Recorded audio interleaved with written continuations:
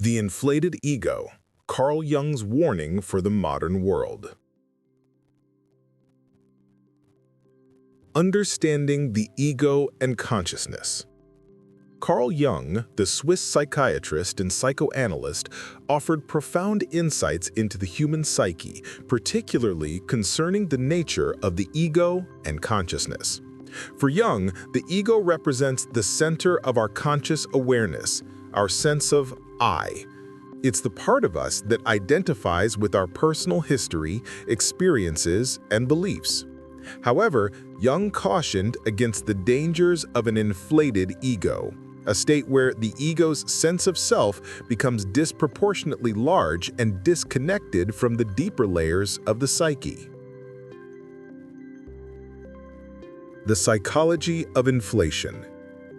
Psychological inflation occurs when the ego identifies excessively with something beyond its true capacity.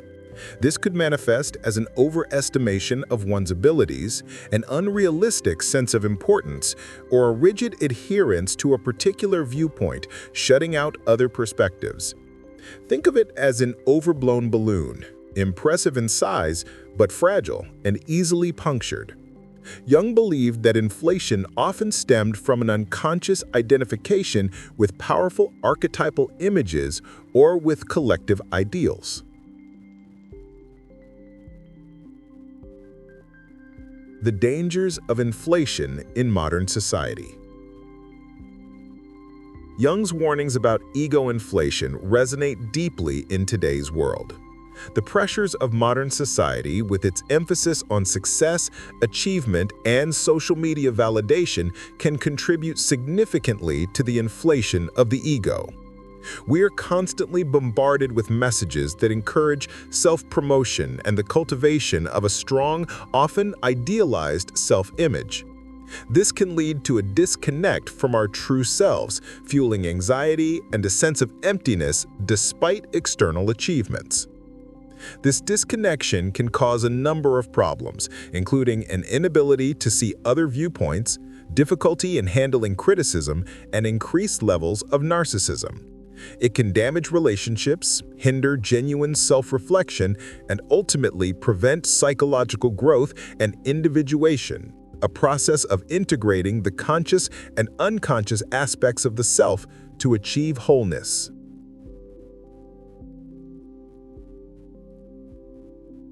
The role of the shadow and archetypes. Jung's theory of the shadow is also crucial to understanding ego inflation.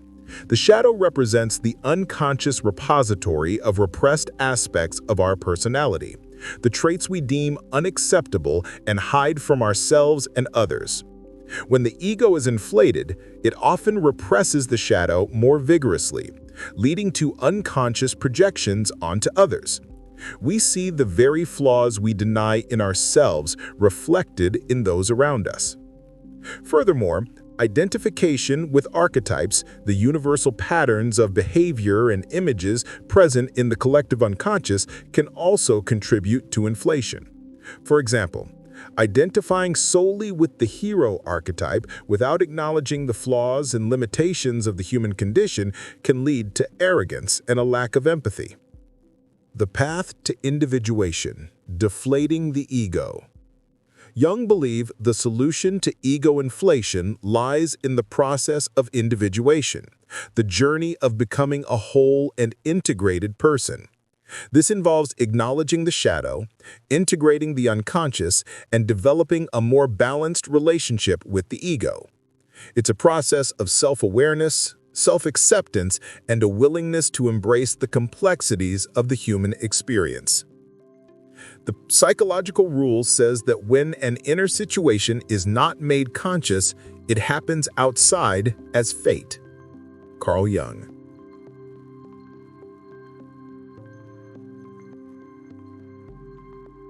Cultivating mindfulness and self-reflection. Practicing mindfulness, self-reflection, and engaging in activities that promote inner awareness are essential steps in deflating the ego. This involves paying attention to our thoughts, feelings, and behaviors without judgment, and recognizing the patterns of our ego-driven reactions. It requires humility, a willingness to learn from our mistakes, and an openness to the wisdom of the unconscious. The importance of balance. In conclusion, Carl Jung's warning about the inflated ego remains highly relevant in the modern world. By understanding the psychology of inflation and striving for individuation, we can cultivate a healthier relationship with ourselves and the world around us. The journey of self-discovery is a lifelong process, but the rewards, inner peace, wisdom, and a deeper sense of meaning are immeasurable. Most people are living a lie. They're convinced that success should feel comfortable, that progress should be easy, and that the right strategy will magically solve all their problems. But here's what nobody wants to tell you. The path to everything you want is paved with uncomfortable truths that most people refuse to accept. I'm about to share 15 brutal realities that separate winners from everyone else. These aren't feel-good platitudes or motivational fluff. These are the hard-earned insights that give certain people an unfair advantage in life while others stay stuck wondering why nothing changes.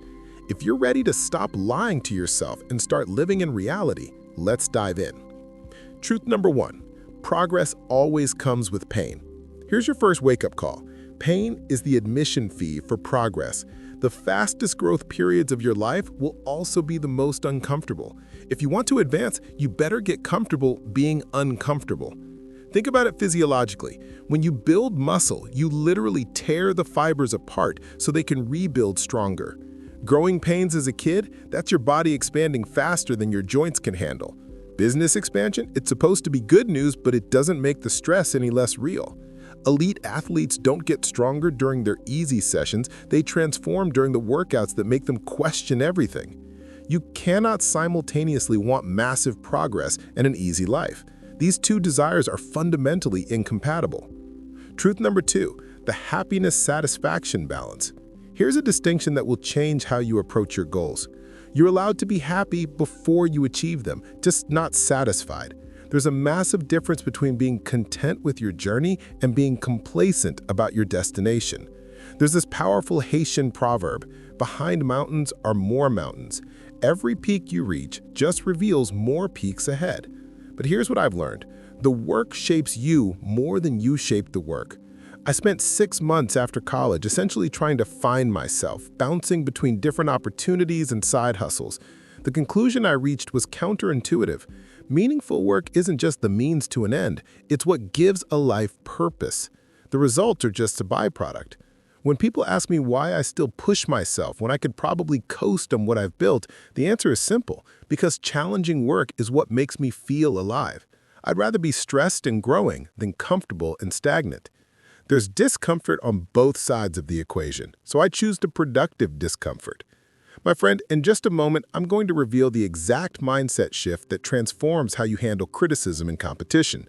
But first, you need to understand why most people's opinions are completely worthless. So this brings me to truth number 3, why most critics don't matter. Let me hit you with some uncomfortable math. Most people are mediocre. They're average in health, wealth, and mindset. So why would you let their opinions dictate your actions? The average person will always try to keep you average. It makes perfect sense. If you want to be extraordinary, you'll need to do things that ordinary people see as extra. And here's the part that stings. Many people secretly want to see you fail because your success highlights the risks they were too scared to take. Always listen to people who are closest to your goals, not closest to your heart. Your loving family members might mean well, but if they've never built what you're trying to build, their advice is just well-intentioned noise. Here's a harsh perspective that helps me. Your critics will eventually die, and their opinions won't matter then either, which means they probably don't matter now either, so you might as well pursue what you originally wanted. Truth number 4, the power of selective focus. Real productivity isn't about doing more things, it's about ruthlessly eliminating everything that doesn't matter. Let me redefine 2 concepts for you, commitment and focus. Commitment is the elimination of alternatives. When you get married, you eliminate all other romantic options. That's what real commitment looks like. Focus works the same way. The most focused person does the fewest things outside their main objective. Here's the framework that changed everything for me. Focus is measured by the number of things you say no to, not the number of things you say yes to. People try to add productivity hacks to their lives when real productivity comes from subtraction, not addition. Picture this analogy. Imagine you need to climb over a wall and you have 4 ladder rungs to work with. Most people spread those rungs across 4 different walls, hoping one will work, but none of them get high enough to matter. The smart move? Stack all 4 rungs on one wall and actually get over it. This happens at every level. I know people running solid 5-figure businesses who still can't resist launching new projects when they should be scaling what's already working. Even I struggle with this. I've started and abandoned more side projects than I care to admit because I got bored or saw something shinier. The temptation to diversify your effort is always there, but concentration of effort is what creates breakthrough results. I learned this lesson the hard way when I was juggling 3 different income streams: a freelance business, a dropshipping store, and affiliate marketing. I was making okay money from each, but nothing spectacular. The moment I killed 2 of them and focused entirely on one, my income doubled within 4 months. Here's truth number 5, fear versus regret. You gotta choose. Your hard change is terrifying, but so is regret. Your life will be shaped by which one you fear more. The successful version of yourself feels the same fears you do.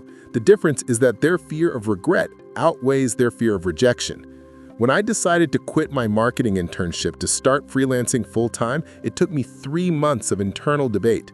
Every night, I'd pace around my studio apartment telling my roommate, I'm going to do it next week, and then find another excuse. Here's what I've learned. You can measure someone's personal power by the gap between when they make a decision and when they act on it. What finally got me over the edge wasn't courage, it was clarity. I played out my worst-case scenario in detail. What if I completely failed? I'd be embarrassed, maybe have to move back with my parents for a few months, but I wouldn't die. I could always get another internship or entry-level job, probably with some freelance experience to show for it. Fear only exists in the abstract. The moment you make it specific, it loses most of its power. If you're in the developed world, the downside risks are mostly imaginary. The biggest real risk is the judgment of people whose opinions shouldn't matter to you anyway. Truth number 6, persistence creates perfect timing. Here's a counterintuitive truth. You can time everything perfectly if you never plan to stop. Most people try to time their efforts around opportunities, but that's backwards thinking. Imagine your lifetime as a timeline with random opportunities appearing at unpredictable moments. Most people work in spurts, hoping to catch those opportunities. But if you work consistently, you'll be ready whenever opportunity strikes. Perfect timing is a myth. Perfect preparation isn't. Starting creates the perfect conditions for opportunities to find you. The more you do, the more you realize you can do. Skills multiply opportunities exponentially. Look at someone like Elon Musk. He can enter almost any industry because he spent decades building a diverse skill set. He doesn't wait for perfect conditions, he creates them through relentless preparation. I'm genuinely curious about your experience with this concept. Have you ever had a moment where consistent preparation suddenly paid off in an unexpected way? Maybe you'd been working on a skill for months with no clear opportunity, and then suddenly the perfect situation appeared. I'd love to hear your story because these moments reveal so much about how success really works. Truth number 7, envy is wasted energy. If people worked as hard toward their goals as they do hating others for achieving theirs, they'd already have what they want. The mental energy that goes into envy and resentment is massive and completely unproductive. Here are some hard truths about comparison. First, nobody is doing as well as you think they are. Social media shows highlights, not reality. Second, you don't win by beating others. You win by growing into your potential while they shrink into irrelevance. Third, your biggest competition isn't other people. It's the mediocre version of yourself that never realizes what you could become. Here's something I've noticed. The people who get copied most by their competition are the ones who completely ignore their competition. They focus entirely on serving customers better, and everyone else just follows their lead. The real threat isn't that someone will copy you, it's that nobody will copy you because you're doing nothing worth copying. Take all that energy you spend comparing yourself to others and redirect it toward not being good enough yet. That's the only comparison that matters. Truth number 8, hard conversations create opportunities. Everything you want is waiting on the other side of conversations you've been avoiding. People either grow into their potential or live the same 6 months over and over again. The difference is how quickly you have difficult conversations once you realize they're necessary. I get it. I used to be terrible at this. I literally moved across the country before telling my dad I'd left my corporate job. But here's what I've learned. If you think uncomfortable conversations are hard, wait until you see the consequences of not having them. You're always choosing between two types of pain: short-term discomfort or long-term regret. Comfort gives you short-term relief but long-term pain. Fear gives you short-term pain but long-term fulfillment. Always trade short-term pain for long-term gain, never the opposite. And I'm about to share the one skill that makes everything else possible, the ability to endure when quitting seems logical. But first, let me explain why excuses are more dangerous than you think. Truth number 9, learn to endure the impossible. My friend, there's a reason I tell new entrepreneurs to focus on one skill above all others. Learn to endure. The fastest way to become who you want to be is to put yourself in situations where you have no choice but to become that person. When I was building my first real business, I had about $3,000 saved up from my previous job. I invested $2,500 into equipment and software, leaving me with $500 and no guaranteed income. If my business hadn't worked out, I would have been eating ramen for months and probably calling my parents for help. But that constraint forced creativity. I couldn't afford expensive marketing, so I learned to create content that actually provided value. You'd be amazed what you can endure when you have no choice. Throughout human history, people have survived unimaginable hardships, not because they were special, but because the only alternative was giving up completely. The constraints create the innovation required to escape the constraints. When your only options are figure it out or fail, you usually figure it out. Truth number 10. Results beat excuses. Every time. Your excuses might be valid, but they're still excuses. Here's a quote that changed my perspective. It's not your fault, but it's still your problem.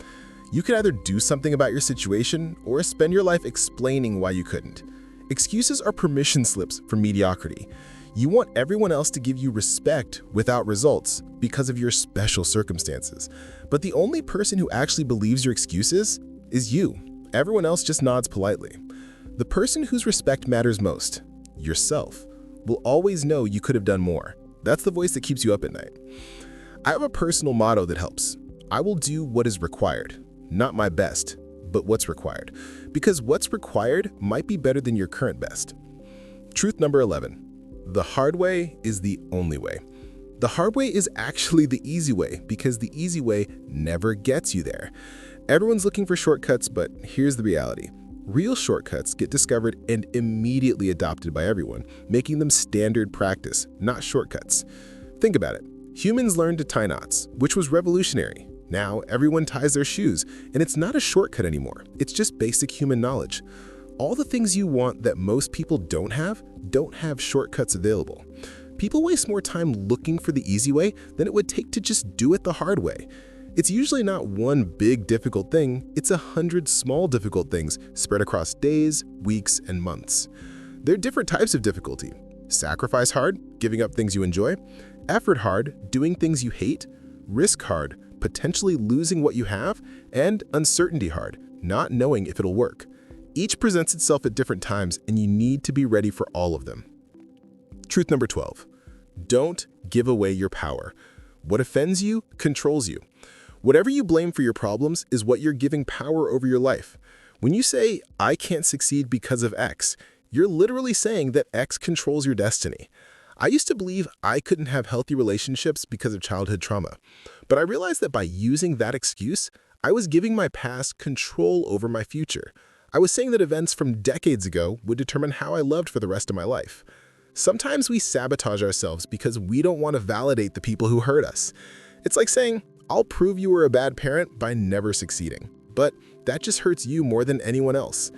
The day you choose to control yourself is the day you divorce your results from even the most valid reasons you have to fail.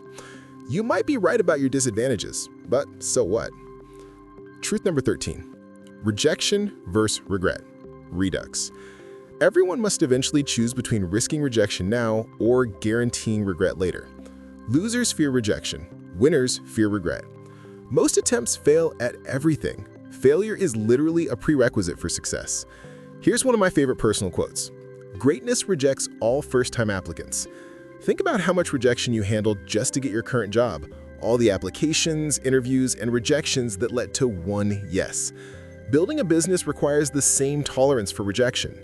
Champions aren't excited about winning. They're relieved. They hate losing more than they love winning.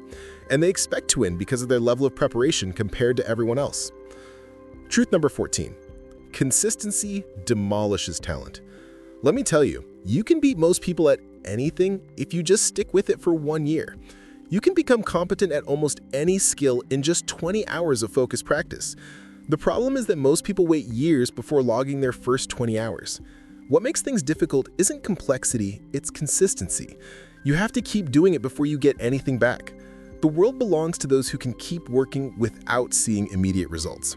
I've been told I'm decent at creating content and presenting ideas online, but what people don't see is that I've been making videos and writing posts almost daily for over 2 years. Most of them were terrible at first, cringeworthy actually, but I kept showing up. By the time I started getting real traction, I wasn't nervous about putting myself out there because I had already done it hundreds of times when nobody was watching. The overnight success people see was actually built through countless hours of practice when the stakes were low. Outwork your self-doubt through repetition, not affirmations. You overcome fear through habituation, exposing yourself to the scary thing so many times that it becomes normal. Truth number 15. Embrace shamelessness. If you have no money and want to make money, you should have no shame. Send cold emails, slide into DMs, reach out to potential mentors, apply for opportunities you think you're underqualified for, whatever it takes. Life-changing opportunities don't open themselves.